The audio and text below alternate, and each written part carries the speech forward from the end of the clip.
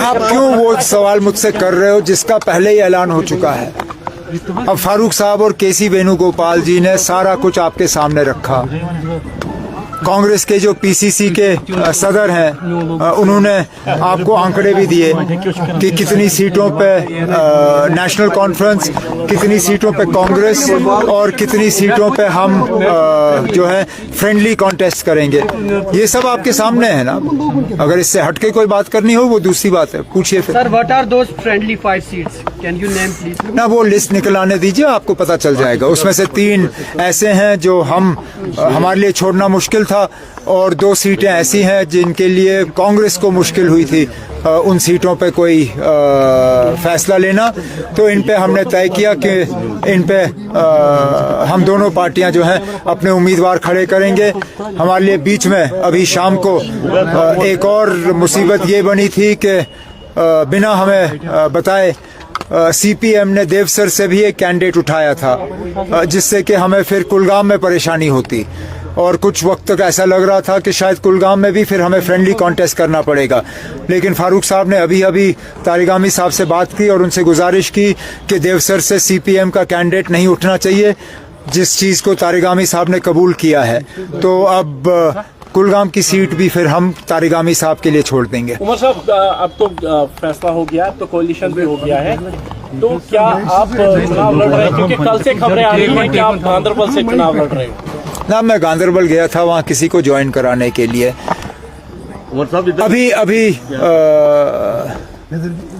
मैं अभी अपने साथियों से इसमें बात कर रहा हूँ। आपने सवाल किया तो मुझे सवाल का जवाब दे दीजिए आप। मुझे एक बात का एहसास है, जिस चीज़ का शायद मैंने पूरी तरह से इस पे मैंने सोचा नहीं था और ये मेरी गलती है। जिस असेंबली के लिए मैं खुद लड़ने के लिए तैयार ना रहूं, उस असेंबली के लिए मैं लोगों से कैसे उम्मीद करूं कि वो वोट डालें? मैं कैसे उम्मीद करूं कि मेरे साथी लोगों से वोट मांगेंगे जिस असेंबली को मैं खुद जो है मानने के लिए तैयार नहीं हूं, या मैं खुद उसको नीचा दिखाने का काम करूं? ये चीज़ जो है मेरे ऊपर एक दबाव सा बना हुआ है इस चीज़ को लेके। और मैं नहीं चाहता हूं कि लोगों को मैं कोई ऐसा गलत सिग्नल दूं कि मैं लोगों को कहूं कि आप जाओ जी इस असेंबली के लिए वोट दो, लेकिन मैं इस असेंबली को नहीं मानता हूं। तो इन हालात में मुझे दे दीजिए 1 आध दिन, अब आपको पता चल ही जाएगा जब पार्टी की तरफ से लिस्ट जारी होगी। नहीं, no issue, none whatsoever. Let me be categorical. At no point in time did the Congress Party raise any objections to our manifesto.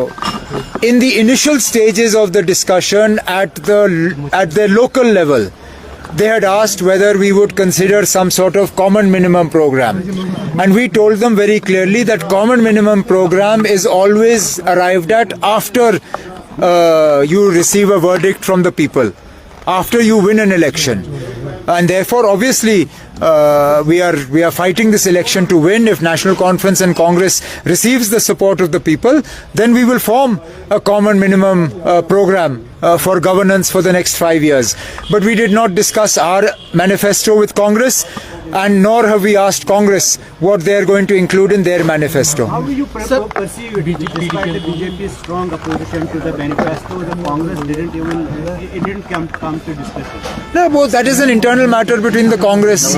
How can I force them to discuss something? और BJP के तरफ से तो इस तरह की बातें आनी ही है ना।